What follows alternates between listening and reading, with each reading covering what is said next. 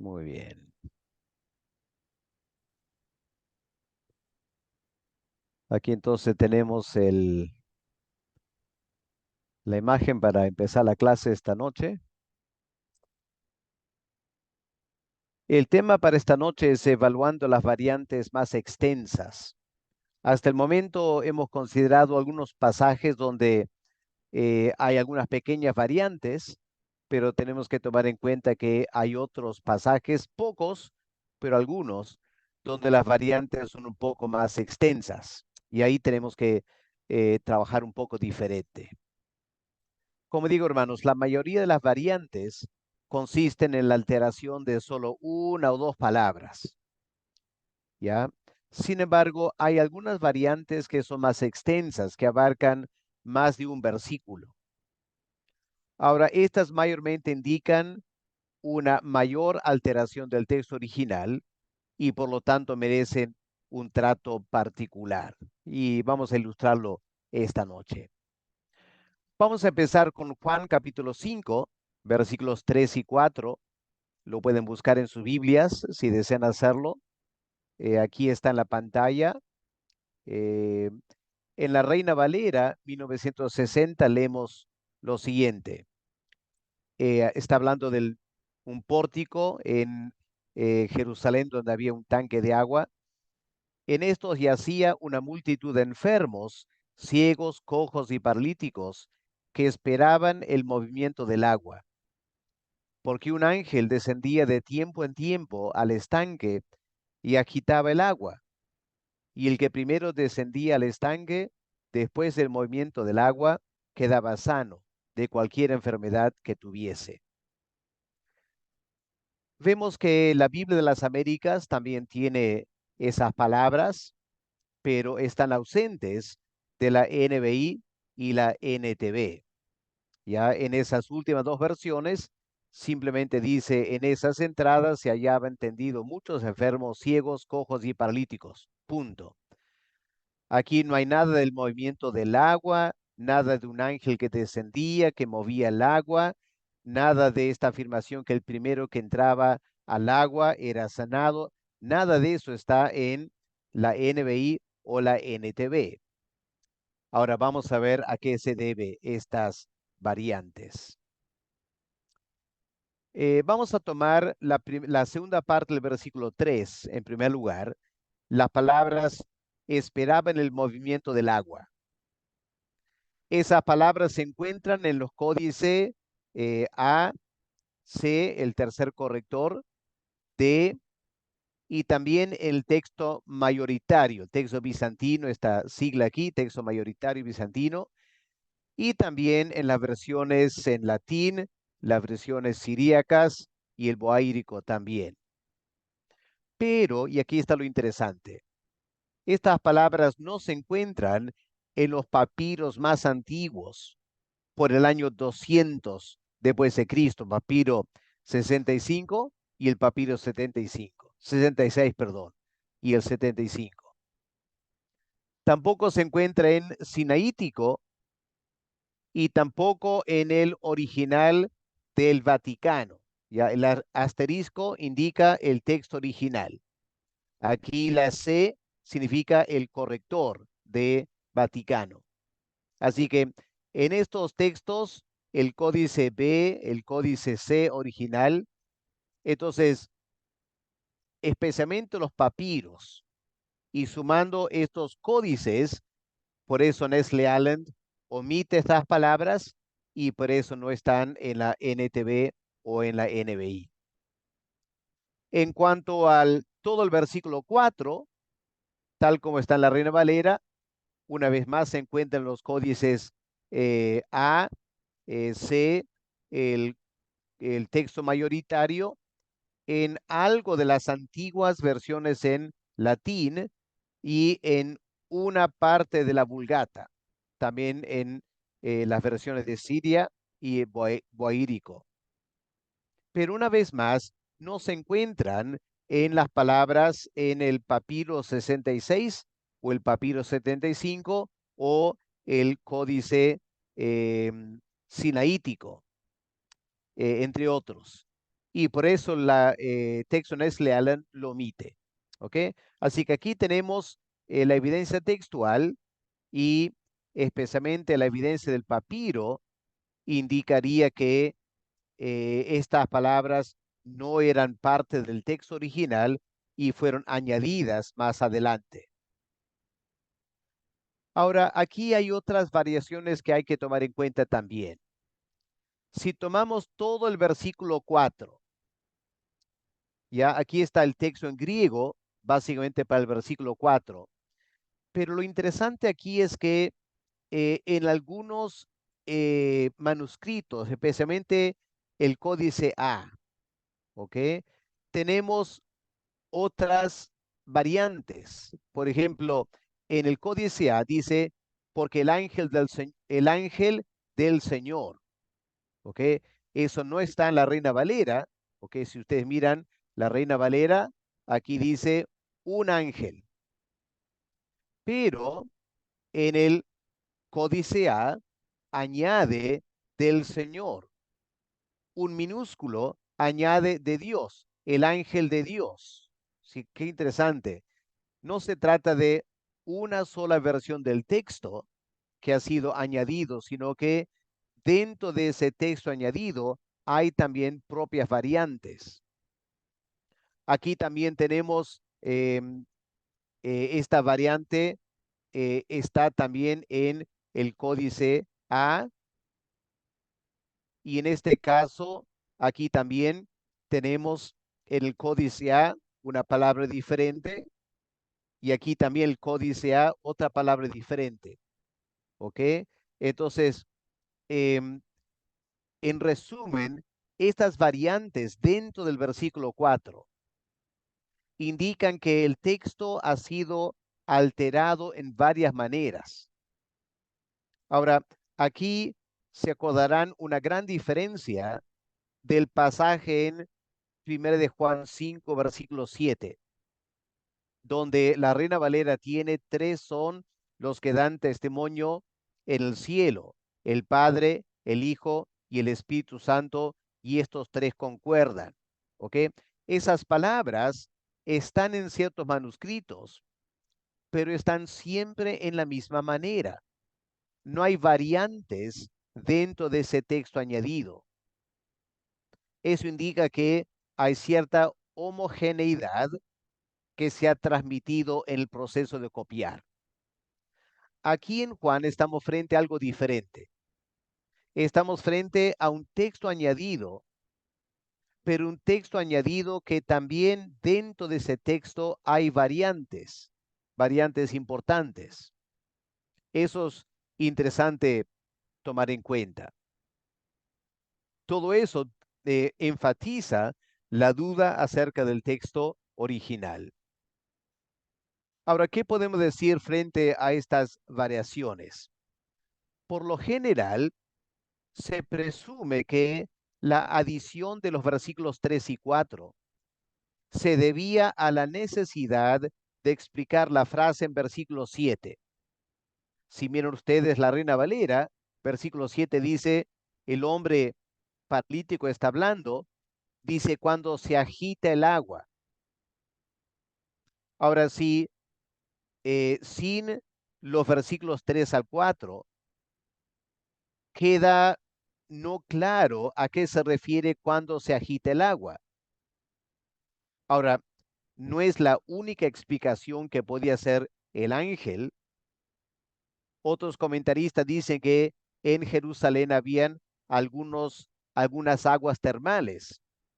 Entonces, de vez en cuando, el agua se podía agitar por un movimiento debajo de la tierra que generaba un brote de agua caliente para ese tanque. Por eso algunos suponen, y por lo general es lo que se dice, que alguien añadió los versículos 3 y 4 para explicar esta frase, cuando se agita el agua, que de omitirla, eh, es decir, es más fácil suponer que alguien añadió a que suponer que alguien a propósito omitió esas palabras. Ahora la pregunta es, si alguien lo omitió y que estaba en el texto original, la pregunta sería ¿por qué? ¿Por qué omitirlo? Bueno, alguien podría decir que se omitió porque apuntaba a algo que sonaba supersticioso. En la Biblia leemos de la actividad de ángeles, pero no la actividad que sanaba o que movía el agua. Y la primera persona que entraba era sanada. Así que algunos dicen, bueno, quizá alguien sacó el texto porque sonaba un tanto supersticioso. Pero lo extraño es que si el texto fue sacado, ¿por qué en el texto que queda, que supone entonces es el texto original, por qué hay tantas variantes dentro del texto original? Así que de todos modos hay que escoger una de las dos explicaciones. O estas palabras Juan las escribió, aunque suenen un poco extraño, y que alguien decidió omitir esas palabras pensando que eran un tanto supersticiosas. Esa es una opción. En ese caso, la Reina Valera hace bien en retener las palabras. La otra posibilidad, y tiene más peso de manuscrito, es que esas palabras fueron añadidas, que no eran parte del texto de Juan. Una evidencia de que fueron añadidas es que no todos los que escribieron estaban de acuerdo precisamente en qué escribir. Habían variaciones internas también. Pero hermanos, cualquiera que sea la explicación, lo que queda claro es que esos versículos 3b y 4 no afectan para nada el texto en sí, porque se acordarán que cuando el Señor Jesús procede a conversar con el hombre paralítico y lo sana, después hay todo un debate porque el Señor lo hizo un sábado y le pidió que alzara su cama y caminara. Entonces, en el resto del capítulo 5 no hay ninguna referencia a la actividad de los ángeles o si realmente una persona podía ser sanada por la actividad de los ángeles. Ese tema no se toca para nada. Así que eso también justificaría la omisión de estas frases, porque parecen irrelevantes y que están ahí solamente para dar alguna explicación a el movimiento del agua, cuando bien podrían haber otras explicaciones mucho más razonables, como algo de los procesos volcánicos debajo de la ciudad de Jerusalén que daba lugar a estos baños termales. ¿Ok? Así que aquí tenemos un primer ejemplo y de repente si queremos conversar un poco, vamos a volver aquí a la pantalla principal. Si hay comentarios o preguntas, adelante, hermanos.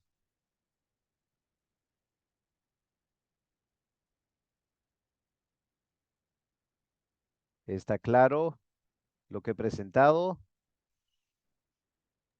Pastor, el hecho de que la NBI no considere la participación de ese ángel, en cierto modo, cuando uno lee y las expone, ¿de qué manera podemos justificar ese pasaje? Bueno,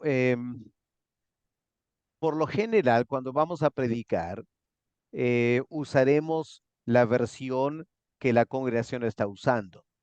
Si estamos usando la versión Reina Valera 1960, obviamente cuando leemos el pasaje vamos a leer esas palabras, pero obviamente queda a criterio del predicador. Pero yo diría que es mejor simplemente obviar cualquier referencia al ángel o a la sanidad del ángel. Uno, porque el texto tiene cierta duda y en segundo lugar, porque el resto de la Biblia no hay mucha evidencia de que los ángeles podían sanar. Claro. Y como el resto del pasaje no exige ese detalle, es mejor centrarnos en el tema principal, que es la compasión de Cristo por ese hombre, cuánto tiempo estaba enfermo y cómo el Señor Jesús lo sanó. Claro, gracias. ¿Ok? Como dije antes, esto es algo que nosotros tenemos que trabajar como pastores en el estudio, pero no siempre lo vamos a llevar al púlpito. Pero es importante saber, especialmente si alguien después, un joven, se acerca y dice, pastor, yo tengo la NBI y no está estas palabras. Ya, y en privado uno puede explicar a esa persona y mostrar que uno está dominando el tema del texto bíblico y aunque no hizo referencia en el sermón, uno está preparado para contestar preguntas que puedan surgir después.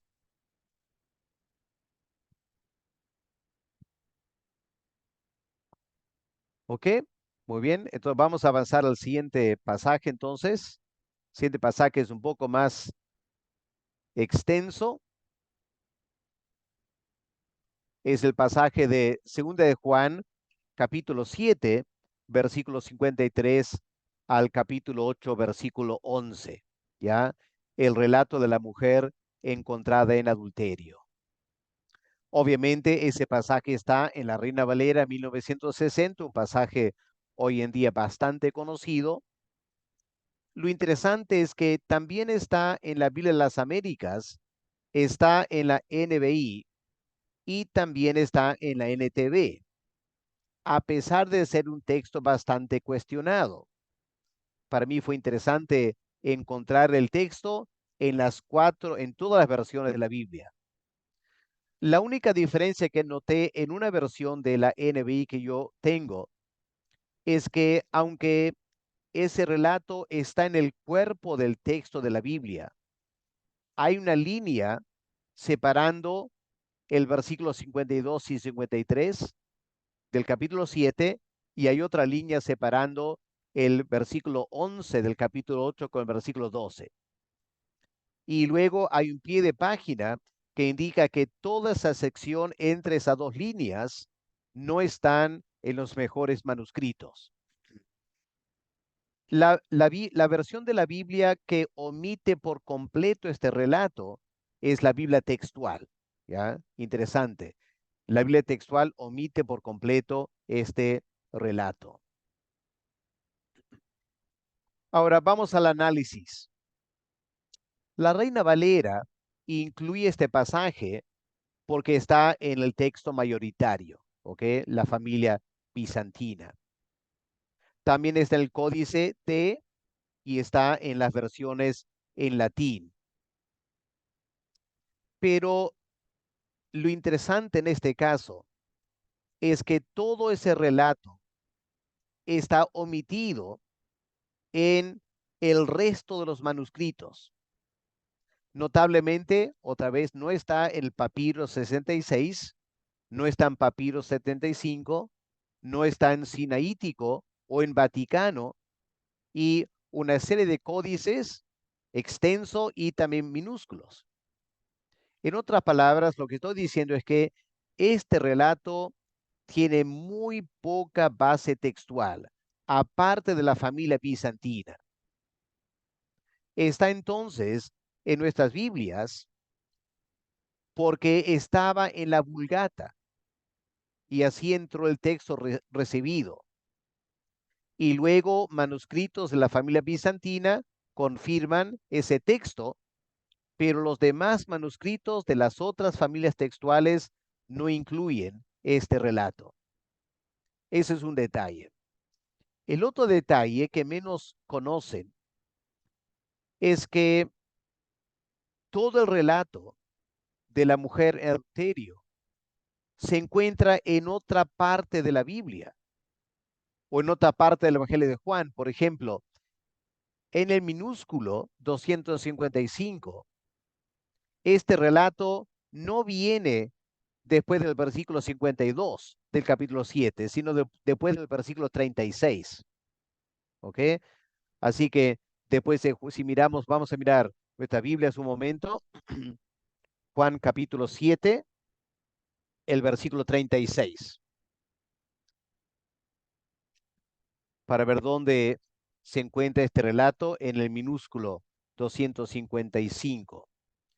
El versículo 36 dice, termina la sección de los fariseos enviando alguaciles a prender a Jesús. El Señor pregunta, ¿qué significa esto? Me buscaréis y no me hallaréis. Y a donde yo estaré, vosotros no podréis venir. Y en eso viene el relato de la mujer adulterio.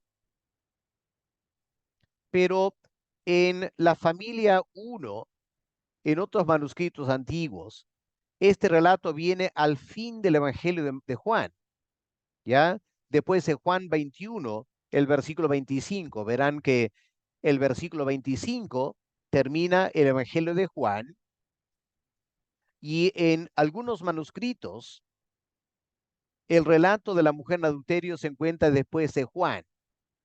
Ahora, lo interesante es que probablemente lo han colocado ahí no porque se pensaba que era parte de Juan, sino porque lo querían incluir al fin de los 4 evangelios sinópticos.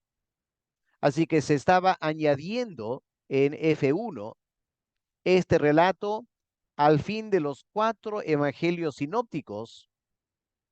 Y digo eso porque obviamente si leemos Juan 21, versículo 25, no tiene nada que ver con la mujer en adulterio, ¿ya? Claramente ahí termina el Evangelio de Juan. Entonces ha sido añadido en ese lugar, en F1, como diciendo, este relato falta de los 4 evangelios. Ahora, más extraño todavía es que en F13, otro manuscrito antiguo, este relato se encuentra ni en Juan, sino en Lucas 21 y el versículo 38. Si miramos un momento, Lucas eh, capítulo 21, el versículo 38, termina el capítulo 21 ahí, dice, todo el pueblo venía a él por la mañana para oírle en el templo. Y esa idea de para oírle en el templo, eh, alguien insertó ahí el relato de la mujer en adulterio porque parecía que es algo que ocurrió en el templo. En otros casos, minúsculo 1333, este relato de la mujer en adulterio se encuentra al fin después del versículo 53, es decir, al fin del Evangelio de Lucas. Así que eh, eh, habría que ver por qué se encuentra ahí al fin de Lucas. Alguien lo coloca ahí en lugar de tenerlo en Juan capítulo 8.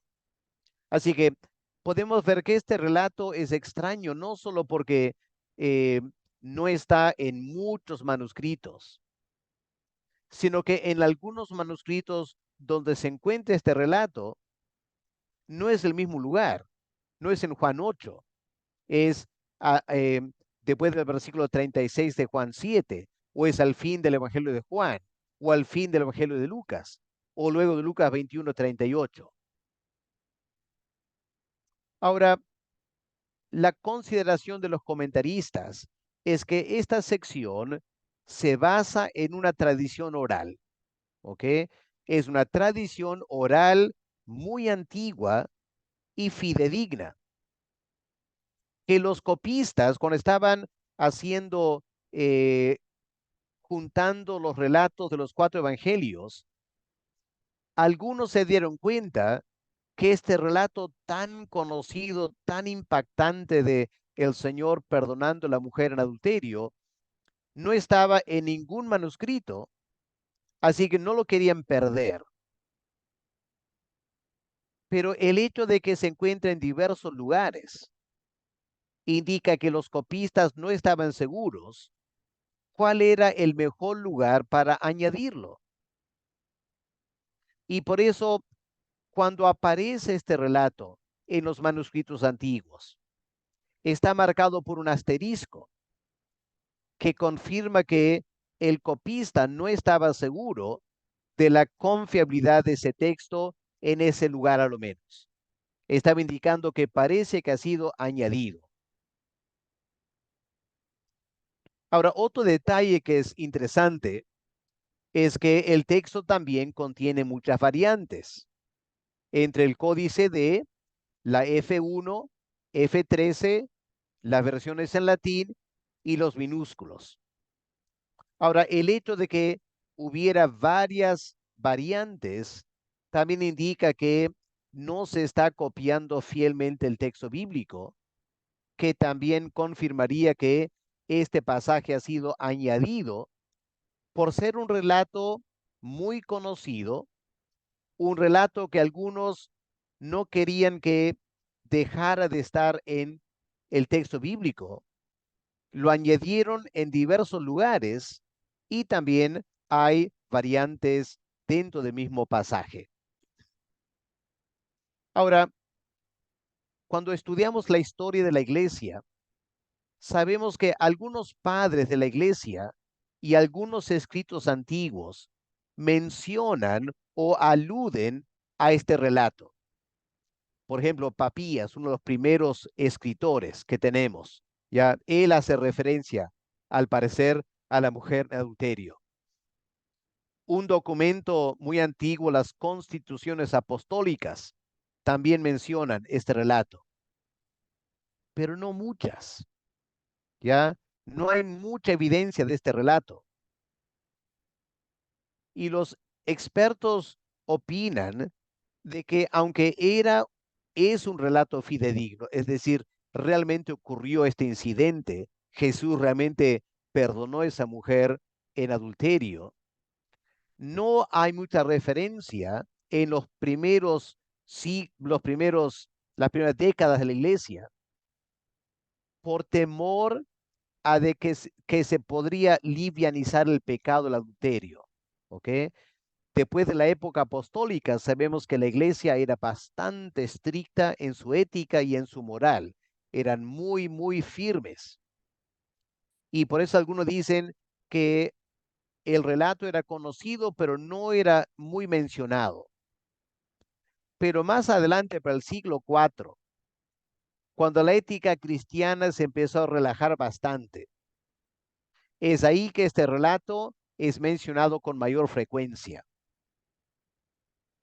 Así que todo eso apunta a que era un relato fidedigno, no parte del texto bíblico original de Juan, pero que algunos añadieron el relato en diferentes lugares, no queriendo perder este relato y queriendo darle un peso canónico.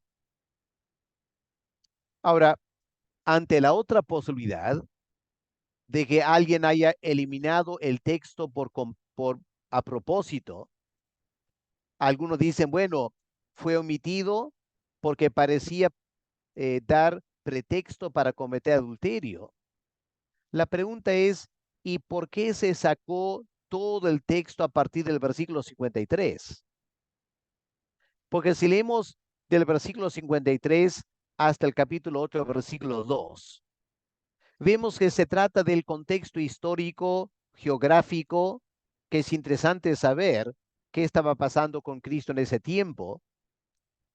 ¿Por qué no sacar simplemente la parte que tiene que ver con el relato específicamente de esa mujer? Así que todo parece un poco extraño, que confirmaría que no era parte del texto original de Juan. El relato, el incidente sí ocurrió. Está bien atestiguado en la historia de la iglesia, pero era parte de la tradición oral y no parte de la tradición canónica. ¿Ok? Eso es lo que hay que tomar en cuenta. ¿Ok? Así que vamos a otra vez dejar de compartir para ver si hay preguntas o comentarios de este relato de la mujer en adulterio.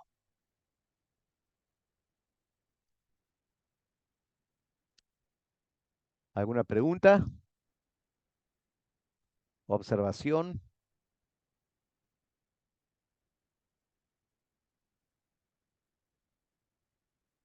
Buenas noches, hermano. Hola, hermano Bueno, a Hugo. todos, muy buenas noches. Eh, bueno, estaba meditando un poquito en esta historia muy hermosa, ¿no? Acerca de la misericordia de Cristo con una mujer sorprendida en el adulterio. Ujú, Y, y pues una vez había escuchado que el hecho que esté o no haya estado en esta historia dentro de la Biblia no niega para nada la misericordia que siempre ha tenido nuestro Señor Jesucristo, ¿no? Por las personas. claro. Bueno, eso me mencionaron una vez cuando tenía estas dudas, también cuando comparaba versiones y en otras no habían. Ujú, Por otro lado, me vino a la mente que ahora la Biblia comunista también tuerce mucho esta historia y es el mismo Jesús el que mata a la mujer adúltera, el que tira la primera piedra. O sea, ujú, es increíble cómo pueden de alguna manera cambiar toda la connotación, el significado ujú. de una historia tan hermosa y convertida en algo pues muy diabólico, ¿no? Terrible, Y sí, sí, muy sí. malo. Bueno, eso es solamente un aporte, hermano. Ya, Quería gracias, mencionar. Hugo. Gracias, sí, sí. Interesante saber esos detalles.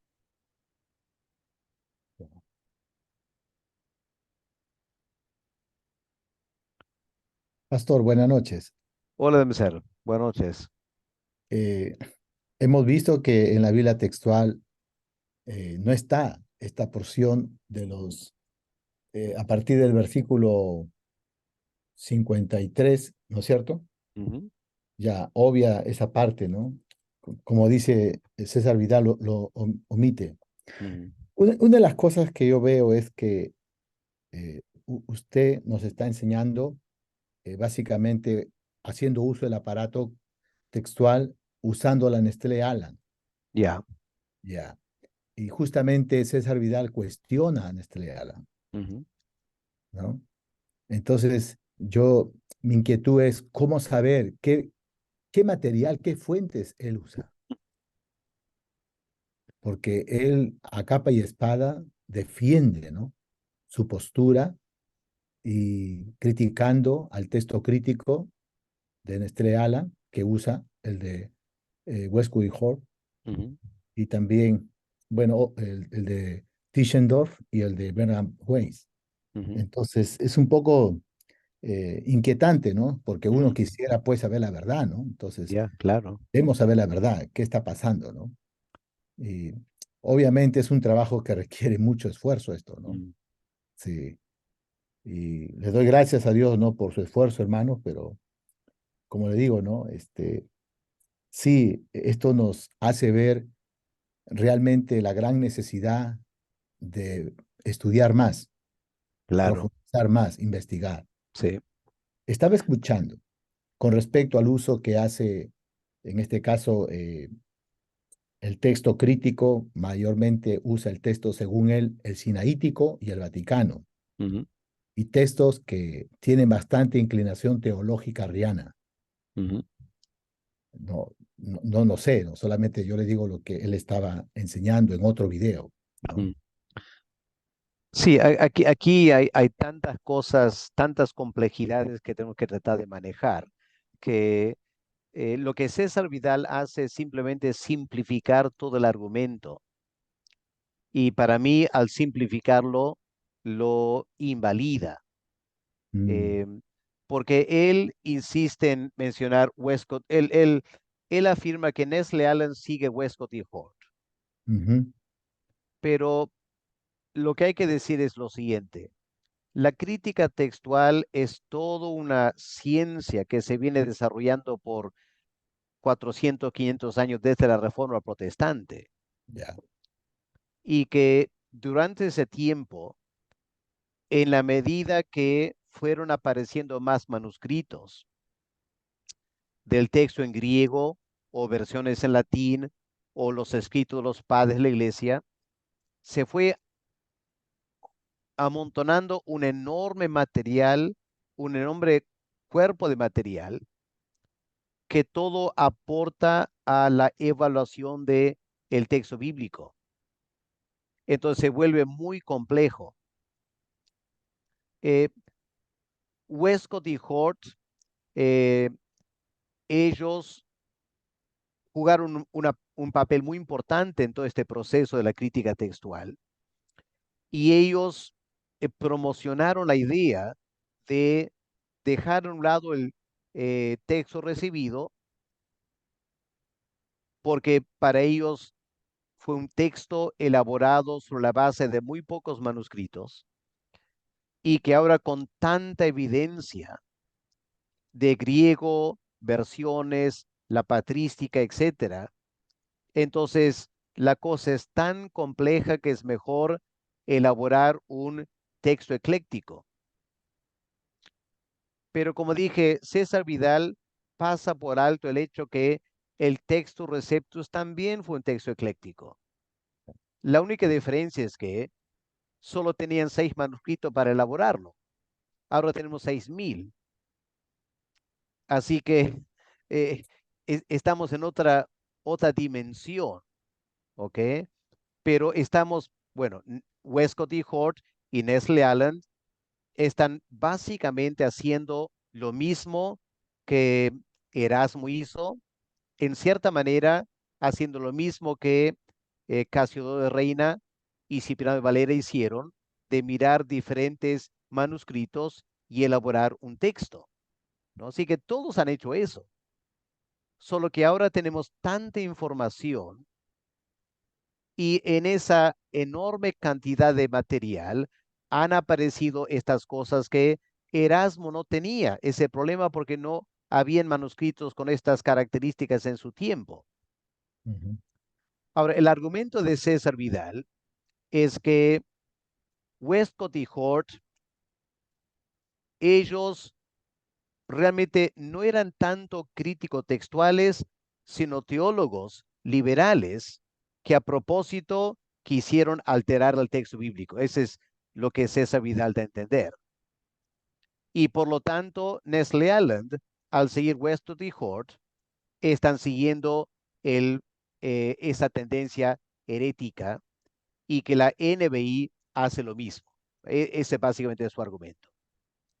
Yo he tratado en las 2 clases anteriores dejar notar que el argumento no es válido, porque la NBI contiene esos textos, por ejemplo, que tienen con ver con el arrepentimiento o la sangre o el señorío de Cristo.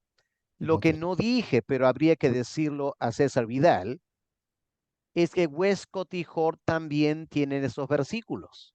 ujú, Así que si miramos Westcott y Hort, Efesios 7, 1, versículo 7, ahí está la sangre de la expiación. Así que César Vidal no entra en la complejidad, él trata de simplificarlo todo, pero lo hace a su propósito, ¿no? Entonces, ujú, eso es, me parece intelectualmente deshonesto. Yo estoy queriendo animarles a que seamos más honestos intelectualmente. Entonces, si Westcott y Hort han incluido textos que enseñan la expiación por la sangre de Cristo, aunque ellos no creían en esa doctrina, la conclusión es que su texto no está sesgado doctrinalmente, como César Vidal pretende decir, ujú, sino que ellos están queriendo ser honestos con la evidencia de manuscritos que tienen a su mano. ujú, Yo creo que uno puede argumentar eso, uno puede documentar con Westcott y Hort que eh, los textos que César Vidal menciona, que omiten la palabra Señor, argumentando Vidal que están atacando el señorío de Cristo, podemos buscar una enorme cantidad de textos en el documento de Westcott y Hort que enseña el señorío de Cristo, aunque ellos no creían en la deidad de Cristo. Pero repito, ellos no estaban haciendo su trabajo para promover su teología liberal, porque si fuera así, habrían sacado todos los textos que hablan de sangre o el Señor de Cristo. Mas no, esas palabras están en su texto porque ellos en la crítica textual están queriendo ser honestos con la información que hay por delante. Ahora, la otra parte del argumento, y lo vamos a ver la semana que viene, es que César Vidal dice que Westcott y Hort y Nestle Allen. A propósito, pasan por alto el 95% de manuscritos en griego, que es la familia bizantina, que tiene todos estos pasajes. La respuesta de Westcott y Hort sería la siguiente. Es cierto que el 95% de los manuscritos en griego que tenemos hoy en día son de la familia bizantina, pero, en primer lugar, la mayoría de esos manuscritos no son antiguos, son del siglo 8, 9, 10 después de Cristo. En segundo lugar, todos esos son muy similares porque vienen de una parte donde el griego dominó. Y porque el idioma griego dominó en esa parte del mundo, entonces estaban usando el mismo texto.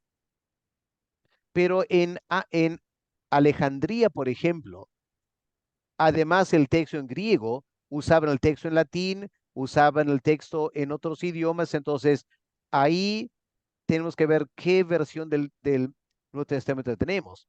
En, em, y el sinaítico podía representar la familia textual que se usaba en Egipto, mientras que el texto vaticano podría reflejar otra familia textual que se usaba en Roma y esa parte de el imperio, donde no hablaba mucho el griego, más el latín, pero los estudiosos tenían su versión en griego también. Todo tiene que ver con lo que llamamos las características de las familias textuales. Esto vamos a ver la semana que viene. ¿Ok? Así que esa complejidad, César Vidal simplemente pasa por alto. Vamos a tener que estudiarlo porque eso nos va a ayudar a entender por qué Westcott y Hort tomaron esas decisiones y Nestle Allen también, porque anticipando lo que voy a enseñar la semana que viene, cuando ellos ven que una lectura está en 2 o 3 familias textuales, eso tiene mucho más peso que una lectura de una sola familia textual. Por ejemplo, un ejemplo un poco ilógico, pero ya para ir abriendo sus mentes. Digamos que queremos establecer cuál es la forma correcta del cabello humano.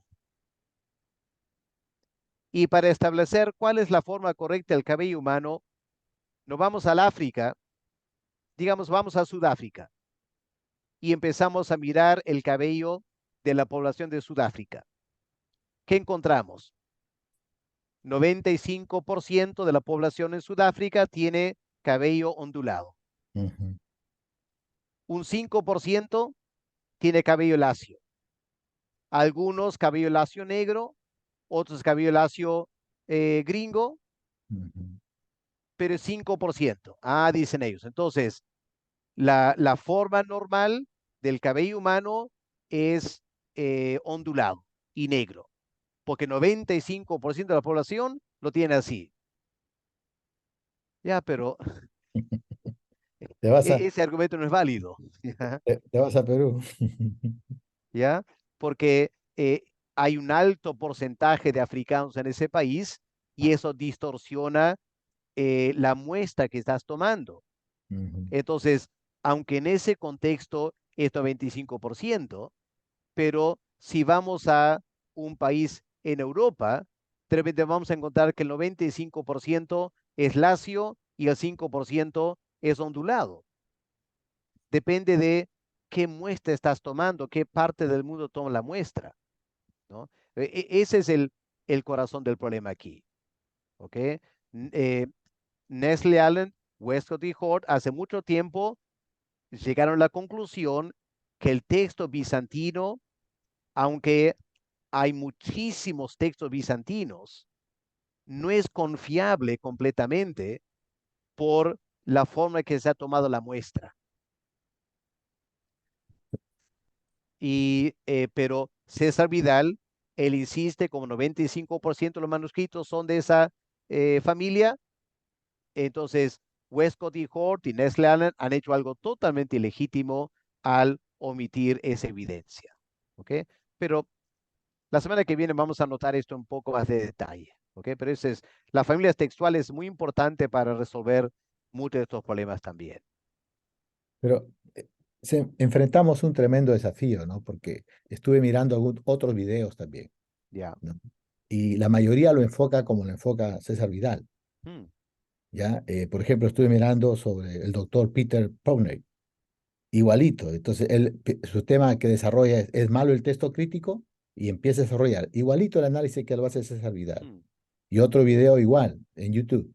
Entonces, eso es un tremendo desafío, ¿no? Porque la mayoría está siguiendo esa línea, ¿no? Entonces, no manejan el aparato crítico, Ya.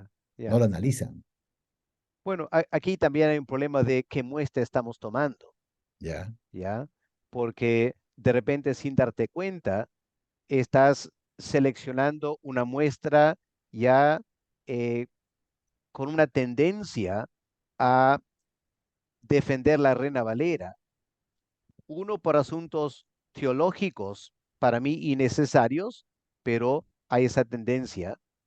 Y en segundo lugar, porque lo que distorsiona la muestra es que hay ciertas personas que pelean mucho por la Reina Valera y el texto recibido, y tienen muchos seguidores que quieren escuchar estos videos, y por eso aparece en YouTube.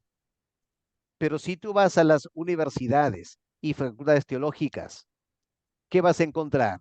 Que esos videos nadie los escucha, y que en ese contexto universitario todo el mundo está escuchando otros videos más sofisticados quizás, que entran en mucho más detalle sobre el aparato crítico textual, Ujú. pero el evangélico no escucha eso. El evangélico escucha esto porque ya tiene está predispuesto a eso. ¿Ok? Y eso es un problema. Yo te aseguro que eh, Nestle Allen no ha llegado a ser el texto más usado para estudiar el Nuevo Testamento, así nomás, ¿no? El hecho que han habido 28 ediciones indica que en el mundo académico es increíblemente valorado. Ujú. Entonces, reducir todo eso a un aspecto teológico, como quiere ser César Vidal, me parece sumamente inapropiado. ¿Ok? Eh, pero como tú dices, puede confundir a muchas personas hasta que empieces a estudiar en detalle el tema. Y lo primero que notas al estudiar en detalle el tema, que no hay un gran problema, ya que se ha exagerado el problema, ¿ok? Porque ninguna doctrina está en juego.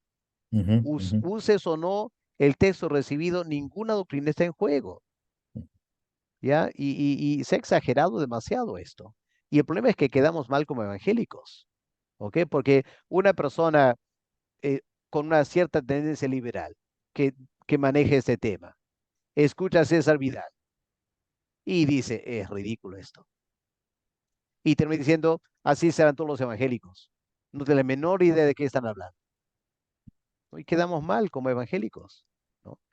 Entonces, por eso es importante manejar con más criterio este material, ¿ok? Gracias, hermano. Bueno, vamos a la última parte entonces. Si no hay otras preguntas, ¿alguien ha escrito un chat, algo? Eh, y Edwin Pablo dice, si Westcott y Hort hubiesen omitido todos los textos que no va acorde con sus creencias, definitivamente sería muy obvio y evidente la mutilación del texto bíblico. Ya, es cierto lo que está diciendo Edwin, pero me pregunto si estás dando a entender que ellos fueron muy astutos y decidieron solo sacar algunos textos, ¿ya? Eh, bueno, lo que habría que hacer es leer todo el texto de Westcott y Hort y ver qué textos contiene. Y al final decidir si realmente están haciendo un gran uso de sutileza, como sacando solo unos textos bíblicos, no todos, para dar la impresión que son objetivos. La pregunta es si han sacado los textos más importantes o no. Y no solo eso, sino la pregunta es, ¿por qué los han sacado? Ellos no manufacturaron los manuscritos en griego, ¿ya? Los manuscritos en griego existen y han existido mucho antes de Westcott y Hort, ¿sí? Ellos no han creado la evidencia. Para todos nosotros, la evidencia está ahí. Puedes checar los manuscritos en griego y tienes que contestar la pregunta: ¿por qué no están en estos manuscritos? Y dar una explicación a eso. ¿Okay? Lo que Westcott y Hort, Nestle Aland, están haciendo están tratando honestamente evaluar en la forma más objetiva posible la evidencia textual. ¿Ok? Es algo científico. Y cuando lo manejas científicamente, entonces te das cuenta que tienen razón. Y lo que como evangélicos tenemos que decir es que aún si siguiéramos este texto de Westcott y Hort o Nestle Aland, vamos a poder comprobar la deidad de Cristo. Vamos a poder comprobar la doctrina de la Trinidad. Vamos a poder comprobar la expiación por la sangre usando sus textos. Así que el argumento de que esos textos de Westcott y Hort socavan la doctrina bíblica es falsa. Es falsa esa afirmación. ¿Ok? Que eso quede claro.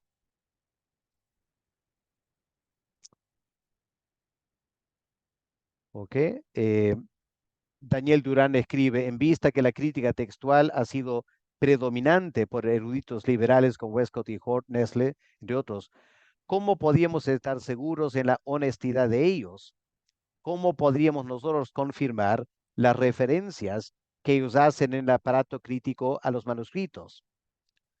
Bueno, si queremos estar 100% seguro, tendríamos que usar Nestle Aland versículo por versículo, chequear cada variante que ellos ponen ahí, luego chequear el manuscrito original, sea el sinaítico o el vaticano o el texto mayoritario, y tenés que chequear cada manuscrito por ti mismo.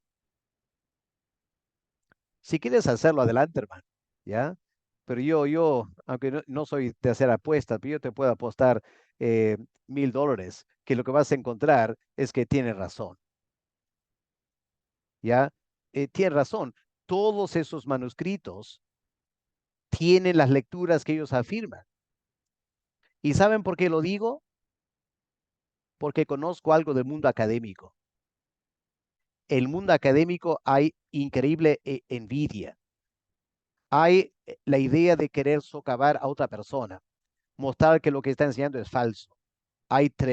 Y tanta gente ha estudiado este material que hace tiempo habría sacado a la luz cualquier error garrafal que tienen, como inventar manuscritos que no existen.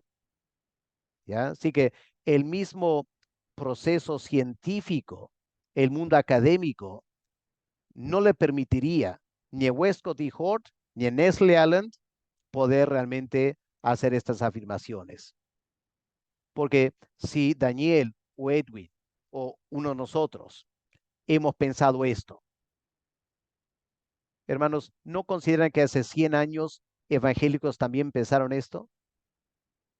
¿Y no piensan que en las facultades teológicas no hubo evangélicos que, escuchando esto, querían cerciorarse si era cierto o no? Obviamente que sí. Hace 100, 200 años, esto se habría destapado si era toda una farsa. ¿Ok? No es una farsa. Entonces, el problema es que como evangélicos se nos ha lavado el cerebro de que el texto recibido ha sido inspirado por Dios y que cualquier desviación del texto recibido es anatema, ¿ya? Es muy lamentable que eso se ha dado esa realidad, ¿ya? Lo digo con mucha tristeza, porque eh, en eh, el siglo XVI, cuando se estaba elaborando el texto recibido y las demás, las traducciones a los idiomas, todo el mundo sabía que estaban trabajando con muy pocos manuscritos y esperaban encontrar muchos manuscritos más por delante y que todos esos manuscritos habría que considerarlos para llegar a conclusiones. Entonces, eso es lo que eh, el trabajo de la crítica textual por 300, 400 años viene haciendo. ¿Ok? Y, eh, pero como digo, ya, si, Daniel, si tú quieres dedicarte a ese trabajo, a buena hora, ¿ya? Y comparte con nosotros lo que vas encontrando, ¿ya? Eh, para confirmarlo. ¿Ok? De repente es solo una muestra, ¿no? De repente tomar 100 casos y chequea 100 manuscritos y ver si todos están correctos, ¿no? Y en algún momento vas a llegar a la conclusión, bueno, parece que sí, parece que todo el aparato crítico textual es cierto. Luego viene la parte más difícil, que es evaluar los criterios de Westcott y Hort y Nestle Allen, porque la gran ventaja de Nestle Allen, Westcott y Hort, la gran ventaja es que ellos toman una decisión, pero te dan toda la evidencia a favor y en contra, para que cualquier académico puede decidir, ¿sabes qué? No estoy de acuerdo con Nestle Allen. Para mí, el aparato crítico textual de Nestle Allen favorece otra conclusión. Está bien, Nestle Allen no tiene problemas con eso, ¿ya? Nestle Allen solo trata de hacer el mejor trabajo a su criterio con la evidencia, pero a lo menos te dan la evidencia y tú puedes decidir. Lo triste del texto recibido es que te dan el texto en griego y no te dan ninguna oportunidad de evaluar. Sí o sí tienes que creer lo que ellos dicen. Aunque es muy fácil confirmar que hay problemas en el texto recibido. Erasmo no tenía Apocalipsis, la última parte, lo tradujo ya del latín al griego. Es innegable eso, ¿ya? Pero una versión de la Biblia que no te indica eso es deshonesto históricamente, ¿ya? Creo que Dios es un Dios de verdad y el evangélico no tiene por qué tener miedo de la verdad, ¿ya? La verdad va a caer por su propio peso, ¿ok? Y tenemos que tener un poco de soltura en el asunto de no estamos todos obligados a seguir el texto recibido, ¿ok? Espero que yo soy conservador teológicamente, pero yo no pongo mi mano al fuego por el texto recibido, ¿ok? Em, yo quiero acercarme lo más que yo pueda a los autógrafos. Y el texto recibido se formó en cierta época cuando habían pocos manuscritos. Ahora tenemos muchísimo más manuscritos y yo quiero tener cierta libertad para no estar atado al texto recibido y poder evaluar por mí mismo la evidencia. Y agradezco a Nestle Allen porque Nestle Allen me da la evidencia y yo ahora puedo decidir como predicador qué voy a predicar en un pasaje. ¿Ok? Ese es el asunto, básicamente. Ok, hermanos. Bueno, pasamos a la eh, tercera parte.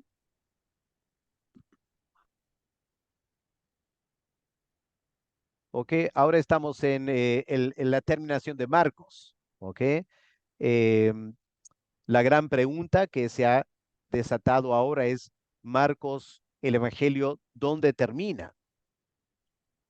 Ahora, en nuestras Biblias tenemos eh, el capítulo 16 de Marcos va hasta el versículo 20. ¿Ok? Pueden chequear en sus Biblias en la Reina Valera. Interesante que en las otras 3 versiones que estamos usando como muestra, la Biblia las Américas, la NBI y la NTV, también tienen todo el término de Marco hasta el versículo 20.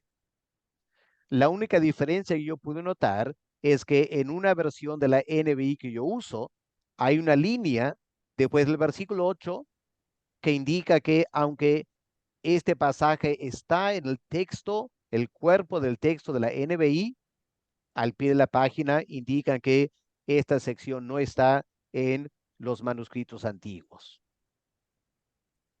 Tampoco la Biblia textual.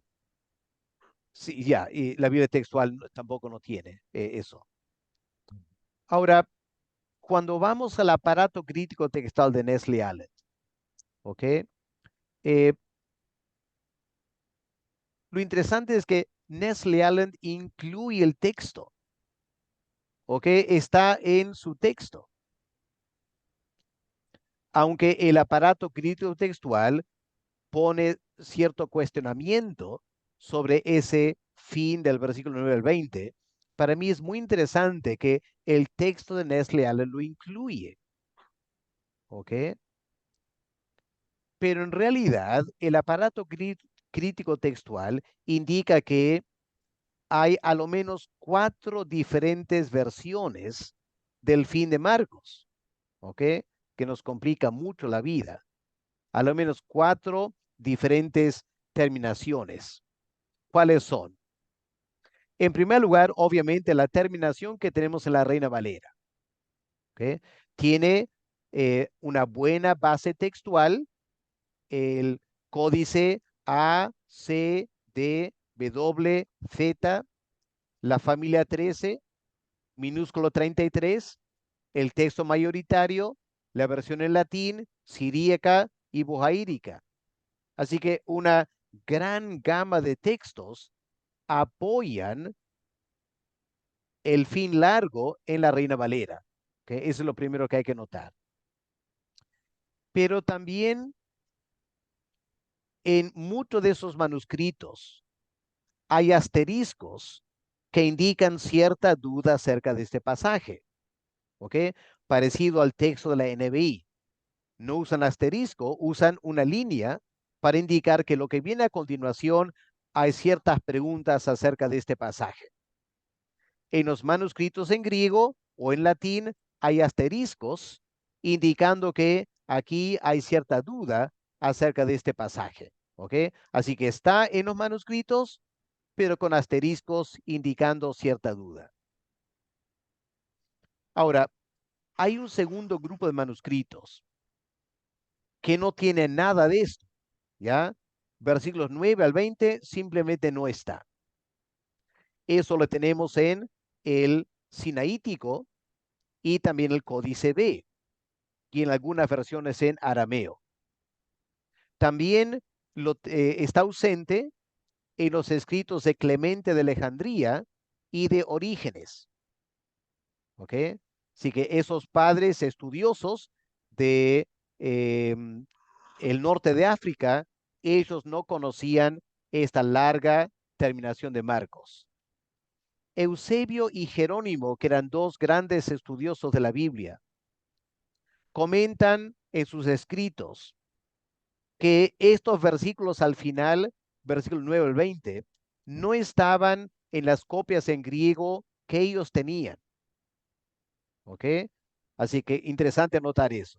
Ellos comentan que no tenían esa terminación en los manuscritos en griego que ellos manejaban en el siglo IV.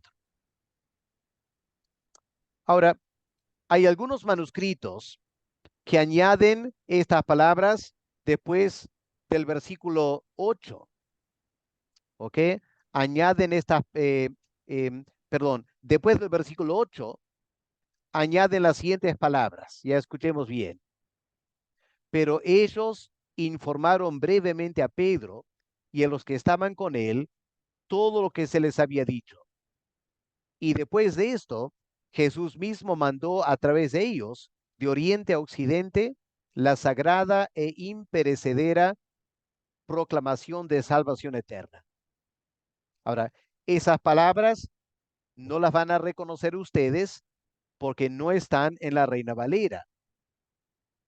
Pero estas palabras están en el códice L, el códice Upsilon y los manuscritos 83 y 99, y también en algunos manuscritos de las versiones siríaca, sagídica y boáirica.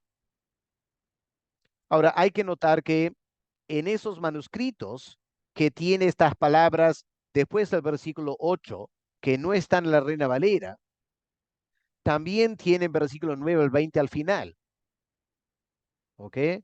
Así que aquí da la impresión que la Reina Valera ha sacado estas palabras que estaban en algunos códices antiguos. ¿Ok? Eh, Así que eso daría una tercera terminación. Ahora, Jerónimo indicó que en el siglo IV había algunos manuscritos que después del versículo 14 decían otras palabras. Y ellos se disculparon diciendo, esta época de desorden e incredulidad está bajo Satanás, quien no permite que la verdad y el poder de Dios prevalezca sobre las cosas impuras de los espíritus. Por ello revela tu justicia ahora. Así hablaron a Cristo. Y Cristo le respondió, el periodo de años del poder de Satanás ha sido cumplido, pero otras cosas terribles se acercan. Y para aquellos que han pecado, fui entregado a la muerte para que se vuelvan a la verdad y no pequen más, a fin de que puedan heredar la gloria de justicia espiritual e incorruptible que está en el cielo. Una vez más, ustedes no están familiarizados con estas palabras porque no están en la Reina Valera. Pero en un códice W, estas palabras están después del versículo 14, en Marcos 16. Y luego viene el resto del fin de Marcos, versículos 15 al 20. ¿Ok? Así que ahí vemos 4 diferentes terminaciones de Marcos. Ahora, si tratamos de evaluar estas terminaciones, podemos descartar de inmediato la cuarta, la última. Uno, porque solo está en un códice W. Y en segundo lugar, porque es claramente un intento de hacer una apología de los discípulos por su propia incredulidad. ¿Ya? Versículo 14, el Señor reclama la incredulidad. Y alguien decidió poner palabras en la boca de los apóstoles como para defenderse. Pero ese contenido, lo que acabamos de ver aquí, toda esta parte aquí, todo este contenido, no es nada marcana, es decir, no tiene el vocabulario de Marcos, no encaja con el tono de Marcos, cómo termina Marcos. Es obvio para cualquier persona con un modicum de entendimiento que esas palabras no pertenecen al texto original, ¿ya? No, alguien lo añadió para tratar de justificar la incredulidad de los apóstoles. Ahora, las palabras añadidas después del versículo 8, que tampoco están en la Reina Valera, no encajan con el contexto. Porque si ustedes miran versículo 8 de Marco 16, está hablando de las mujeres, ellas. Pero las palabras añadidas empiezan diciendo, pero ellos informaron brevemente a Pedro. Así que una vez más, esas palabras han sido rechazadas porque simplemente no van con el contexto. Una mano bastante incapaz, por decirlo así, ha añadido palabras que no van con el contexto. Ahora, ¿qué de la posibilidad de que el Evangelio de Marcos realmente terminó el versículo 8 y que versículo 9 al 20 han sido añadidas? Bueno, si sacamos versículos 9 al 20, es obvio que el Evangelio de Marcos queda inconcluso.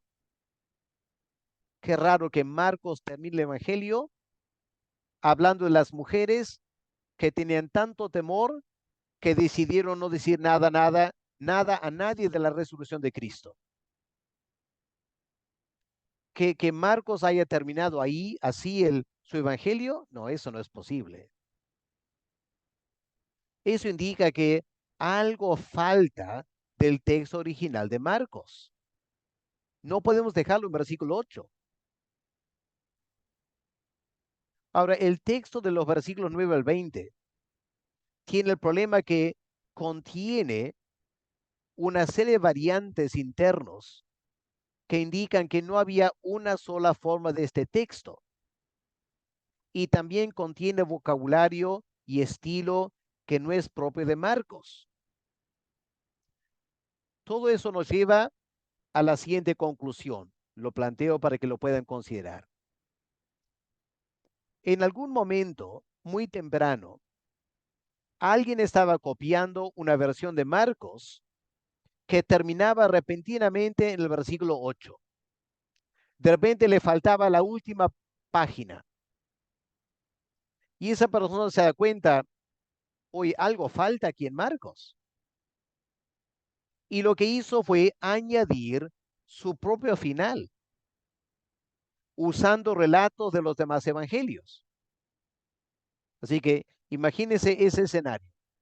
Alguien está copiando el Nuevo Testamento, digamos.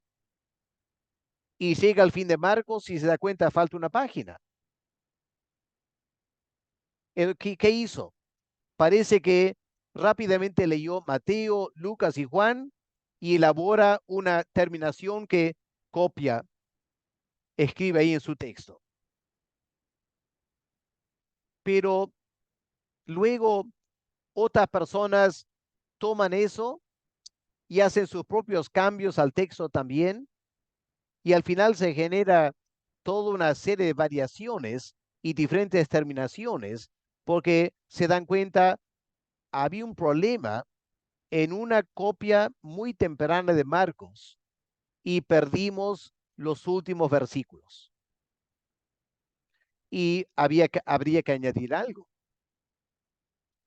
Y porque los versículos 9 al 20 parece ser muy antiguo y también parece encajar con los evangelios sinópticos, hasta Nestle Allen lo incluye en el texto del Nuevo Testamento, aunque reconoce que probablemente fue añadido posteriormente, pero Nestle Allen no quiere terminar Marcos en versículo 8. Es obvio que no pudo terminar ahí. Así que queda esta gran incógnita. No sabemos si en algún momento del futuro alguna aclaración aparecerá que resolverá el dilema. ¿Ok? Pero una vez más, hermanos, quiero recalcar. El relato de la resurrección de Cristo queda abundantemente establecida en Mateo, en Lucas, en Juan, en los Hechos.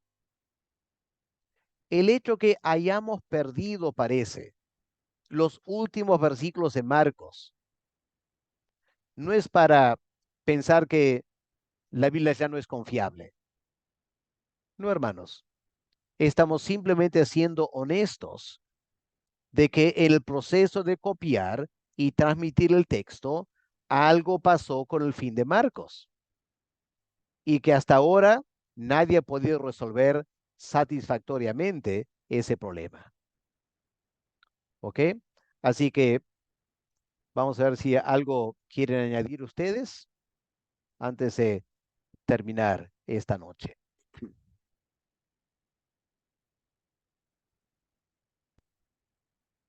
¿Está claro? ¿Preguntas? ¿Comentarios?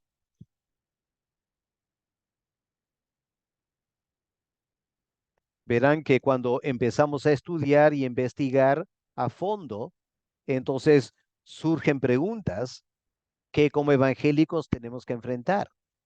¿Ok? Esta es parte de la madurez espiritual. ¿Ok? Un creyente novato no va a manejar esto. Pero la iglesia necesita algunos líderes que tomen el tiempo necesario para investigar, estudiar y luego dar explicaciones que ayuden a los demás en la iglesia cuando algún momento van a hacer una pregunta. ¿Ok? Repito, no vamos a llevar este problema al púlpito, jamás. Pero tenemos como pastores y líderes estar preparados para contestar un joven que viene con su NBI o la Biblia textual y quiere saber por qué no está este pasaje en la Biblia. Y tenemos que madurar como líderes y prepararnos más y poder dar respuestas. ¿Ok? Eso es algo que el Señor exige de nosotros hoy en día. Buenas noches, una consulta. Sí, hermano. Eh, a ver, ¿se podría hacer un sermón con los versículos mencionados en cuestión, del versículo 9 al 20? Yo diría que sí, porque todo ese contenido lo vas a encontrar en los evangelios sinópticos y Juan. Así que si estás predicando una serie de Marcos y la iglesia usa la Reina Valera, no vas a terminar después del versículo 8. Tienes que terminar el evangelio. Pero, pero si quieres ser íntegro, entonces vas a predicar en tal manera que resaltas los relatos sinópticos que sabemos que son ciertos y cualquier detalle en Marcos que no está en los evangelios sinópticos, de repente no lo vas a enfatizar, solo por asunto de integridad. ¿Ok? Por ejemplo, en Marcos hay un detalle de pisar serpientes o te van a morder y no vas a sufrir nada como consecuencia. Bueno, eso no encontramos ni en Mateo, ni en Lucas, ni en Juan. Entonces, de repente es mejor no mencionar eso en la prédica. Disculpe, ahí por ejemplo, lo que he mencionado de las serpientes, Ujú. y claro, yo sé que muchos evangélicos, vamos a decirle así, conservadores, tienen sobre todo como problemas por lo dicho, ¿no? Tomarán, dice, en mi nombre echarán fuera demonios, ahí tienen problemas, hablarán nuevas lenguas, ahí tienen problemas, tomarán en las manos serpientes, beberán cosas mortíferas, no les hará daño.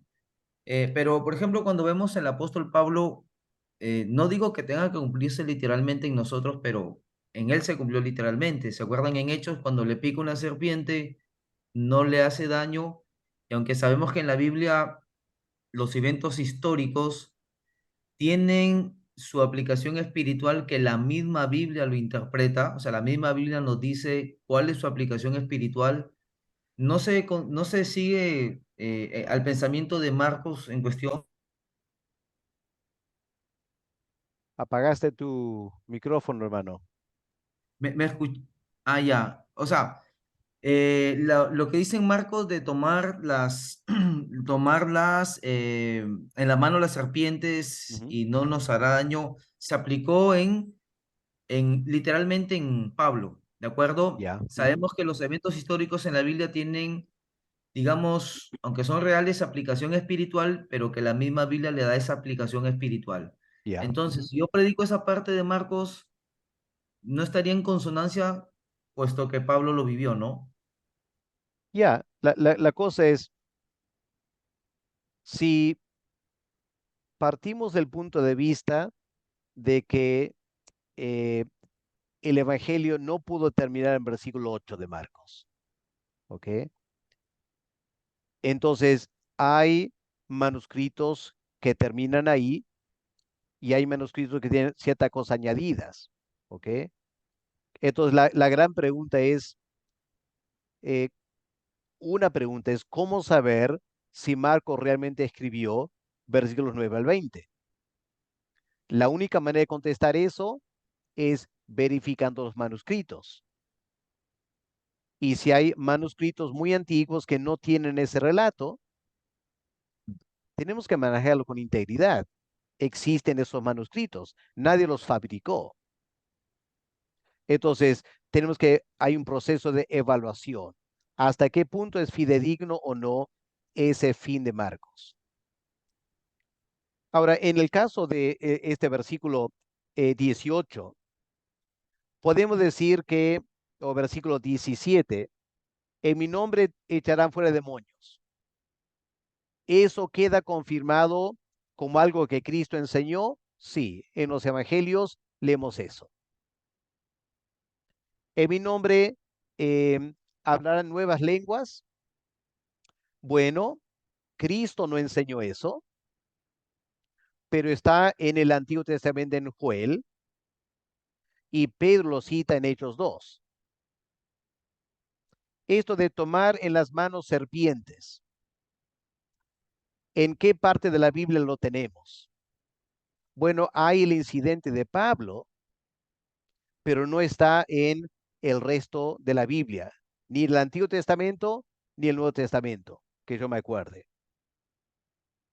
Y tampoco esto de beber cosas mortíferas. ¿Dónde está eso en la Biblia? No tenemos nada en la Biblia de alguien tomar algo mortífero y no les pasa nada. Así que de repente habría que tener cuidado con cómo manejamos eso en una prédica, digamos, con la posibilidad de que no fue parte del texto original. Ahora, si vamos a afirmar que es parte del texto original, entonces estaremos dando a entender que el creyente puede confiar que si toma algo mortífero, no le va a pasar nada. Bueno, yo diría que es un poco peligroso. ¿Ok? Como también enseñar que el creyente, bajo esta enseñanza de Cristo, puede manipular víboras venenosas y no les pasa nada. Es precisamente por usar este texto que han habido casos en Estados Unidos y Canadá donde gente se ha puesto dentro de un ambiente con víboras venenosas que les mordieron y murieron. Y hay un escándalo para la iglesia. ¿Puedo hacer una consulta ahí? Sí, sí, sí. Ya, no estaríamos ahí de repente no diferenciando entre la interpretación y la aplicación, es decir, de todo el texto leído en Marcos, lo único que difiere con el resto es tomar en las manos serpientes y si bebieres cosa mortífera no os hará daño, porque el resto alrededor está en los otros evangelios, ¿no? Sobre los enfermos pondrán sus manos y sanarán y todo ello. ¿No será que no, o sea, la interpretación, o sea, lo que usted está diciendo, que yo sé que en Estados Unidos han habido personas que han agarrado literalmente serpientes y parecen más bien hechiceros, brujos, todo eso, que han errado en la aplicación, no en la interpretación, puesto que Jesús dijo, he aquí os doy autoridad para hollar serpientes y escorpiones y sobre toda fuerza el enemigo y nada nos dañará. Ahora, sabemos que en el contexto donde Jesús habla todo eso cultural, sabemos que los egipcios, los babilonios, los romanos, los griegos, que tenían bastante incidencia ocultista, sabían que serpientes y escorpiones, dragones y todo eso, de todas maneras era símbolo del diablo y sus fuerzas del mal. ¿No será que Marcos, lo que quiere decir tomad en las manos serpientes, es lo mismo cuando Jesús dijo autoridad sobre serpientes y escorpiones? Y una cosita más, si apelamos a la experiencia, por ejemplo, testimonio de misioneros lejanos y, bueno, en mi caso cercanos a mí, literalmente, como no sé cómo puedo decirlo para que de repente no sea tan chocante y no se me malinterprete. En contextos misioneros, sobre todo acá en el Perú, animistas, hay cosas que ponen en la comida, ¿verdad? Entonces, tengo testimonios de personas que han comido, evidentemente, digo cuando evidentes porque se encontraron con las personas que practicaban brujería y todo eso, donde ponían pócimas, veneno, etcétera, oraron por los alimentos y realmente no les pasó nada. No porque eran temerarios, sino porque hicieron caso a la oración del Señor de que si oramos por los alimentos serán limpios, santificados, todo ello. ¿No será que la aplicación es esa? No actuar en presunción como estos de Estados Unidos. Sí, hermano, creo que si la pregunta es, ¿puede Dios proteger a alguien que ha sido mordido por una víbora? Por supuesto que sí. ¿Puede Dios proteger la vida de alguien que toma un veneno? Por supuesto que sí. Nadie cuestiona que Dios puede hacer eso. La pregunta aquí no es si esto es posible o no, porque como tú dices, ha sido documentado en la experiencia de muchas personas y el hecho que Dios sea omnipotente, esa y muchas otras cosas Dios puede hacer. La pregunta aquí es si Cristo enseñó eso. ¿Cómo saber que Cristo enseñó lo que leemos en versículo 18? La pregunta se hace necesaria por el hecho de que existen manuscritos muy antiguos que no tienen esos versículos. Hay padres de la iglesia que estudiaron en detalle las escrituras y en su tiempo, hace 1600 años, tenían delante de ellos manuscritos que no tenían esas palabras. Entonces, tenemos que enfrentar esa realidad, ¿ya? Esa es una realidad. Hay manuscritos que no tienen estas palabras, entonces hay que explicarlo. Obviamente hay solo una o dos explicaciones. O Marcos lo escribió y alguien lo eliminó, o Marcos no lo escribió y alguien lo añadió. Solo puede ser una de las dos cosas.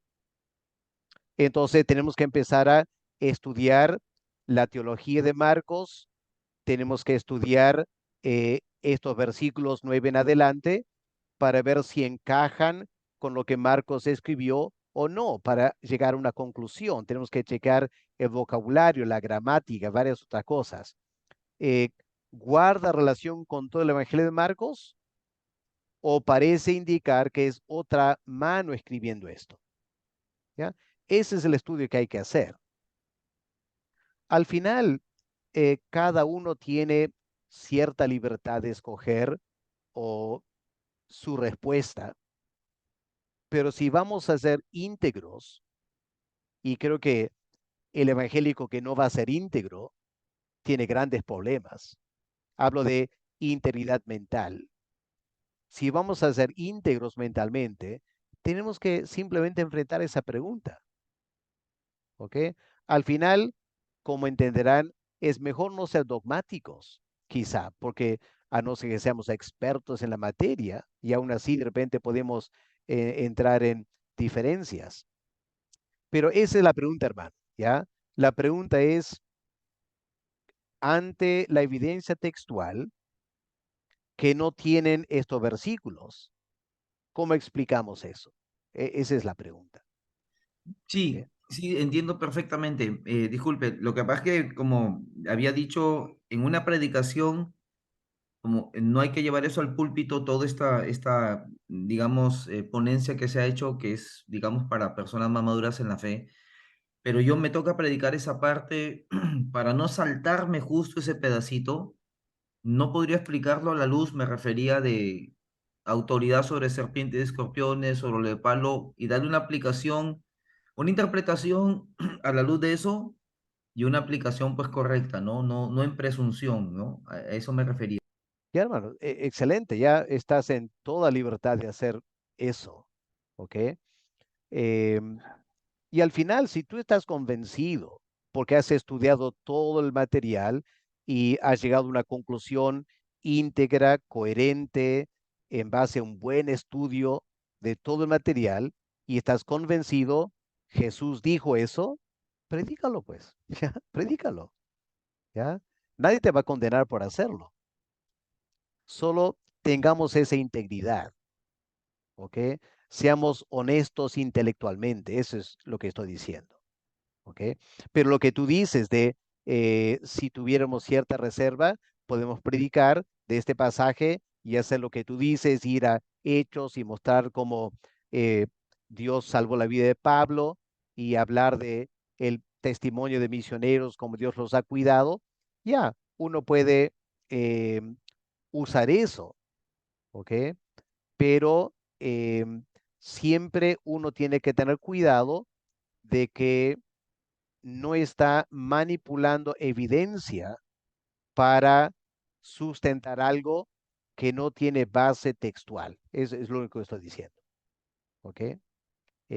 Al final, los manuscritos mandan en términos de qué dijo Pablo o Pedro, lo que sea. ¿Ok?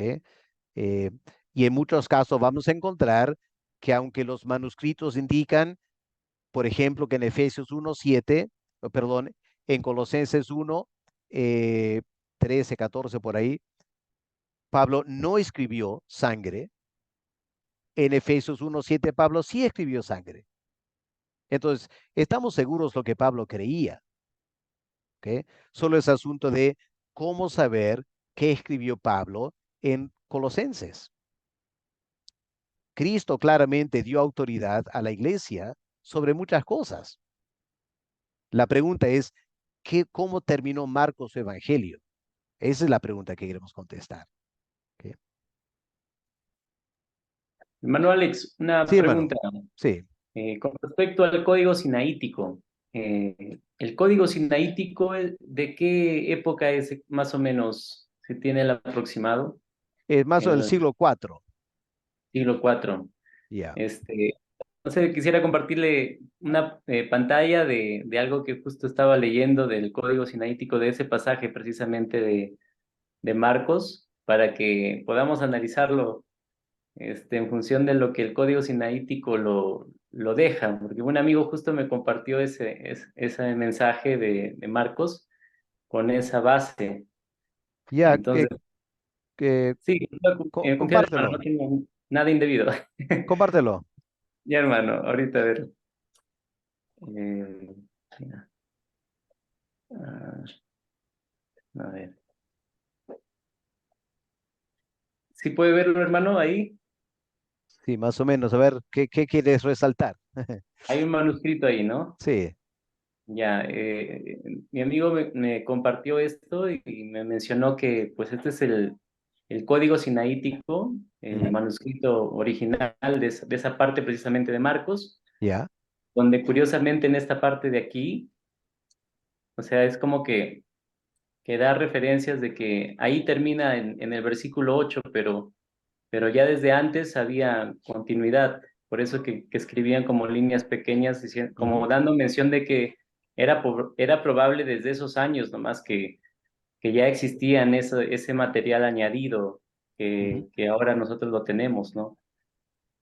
Pero o sea, son como misterios que todavía no se resuelven hasta que se aclare, como menciona usted, con los últimos hallazgos que salgan y lleguemos a una conclusión final, porque si desde el Sinaítico, que es uno de los más antiguos, ya existía esas referencias de que había más texto, Ujú. eh, pues da la impresión de que sí, pues, ¿no? Quién sabe, ese material que hoy nosotros tenemos de Marcos 16, del 9 en adelante, ya existía también, o estaba corriendo, estaba circulando en esos años también de esas épocas. Ya. Bueno, eso solamente, hermano. Ahora sí voy a dejar de Ya, partir la... gracias. Fascinante, ¿no? Muy interesante eso. Lo que diría son los siguientes detalles. Número uno, estos manuscritos antiguos, los estudiosos se han dado cuenta que el documento en sí fue escrito con una mano y luego otra mano revisó el material y hizo anotaciones. Y por eso tenemos, los estudiosos han identificado a veces corrector 1, corrector 2, dependiendo dónde y cómo ha escrito comentarios. Entonces, una primera pregunta sería, ¿estos detalles que tú has mostrado, es parte del texto original o es un comentario de un corrector después? Es una pregunta. Segunda pregunta que hay que hacer. Ese detalle que tú mostraste, ¿tenemos otros ejemplos en todo el manuscrito sinaítico? Ahora vamos a tener que empezar desde Mateo y leer todo sinaítico y ser expertos en sinaítico para ver las características que tiene sinaítico de manejar variantes y otras cosas. ¿Ok? Luego tenemos un tercer desafío. Si encontramos que el sinaítico añade ciertas palabras, la pregunta es, ¿de dónde sacaron esas palabras? Ahora tenemos otra área de investigación. Tenemos que hacer un resumen de todas las variantes que esa mano ha señalado ahí y tenemos que preguntarnos en qué clase de manuscrito estaban esas variantes. Esto es un trabajo de detective que hay que hacer. ¿Ok? Lo digo solo para mostrarles el grado de complejidad en que nos estamos metiendo. ¿Ok? Ahora, lo más probable es que tú y yo jamás vamos a hacer eso. Lo que yo quiero que ustedes entiendan es que otros sí lo han hecho. Otros han dedicado toda su vida para estudiar sinaítico. Y por lo tanto, podemos rescatar sus estudios. Claro, a no ser que vamos a adoptar la actitud, yo dudo la teología de esa persona, así que no voy a creer nada de lo que él dice. Bueno, puedes afirmar eso, pero la pregunta es, ¿tienes razón o no? Es tu opinión. Pero la opinión de una persona que nunca ha estudiado el sinaítico, en comparación con un experto que ha dedicado toda su vida a estudiar el sinaítico y ha ido a conferencias y ha debatido con enemigos que no están de acuerdo con él y han tenido que confrontar posiciones en grandes conferencias académicas, yo diría que es más probable que ese hombre sí tiene razón en lo que él dice. Y yo debo escucharlo a lo menos, ¿no? Esto lo vamos a tocar la semana que viene, ¿ya? Pero aunque ustedes piensen que lo que yo estoy enseñando aquí es muy profundo, no es profundo. Yo estoy queriendo compartir con ustedes algo de lo poco que yo estudié en el seminario hace 35 años. Yo mismo no he podido investigar más a fondo como hubiera querido. Hubiera querido tener otra vida para hacer mucho trabajo en la crítica textual, pero no he podido, ¿ya? Eh, Sería fascinante, por ejemplo, tomar Nestle Aland y elaborar tu propio sinaítico de Nestle Aland.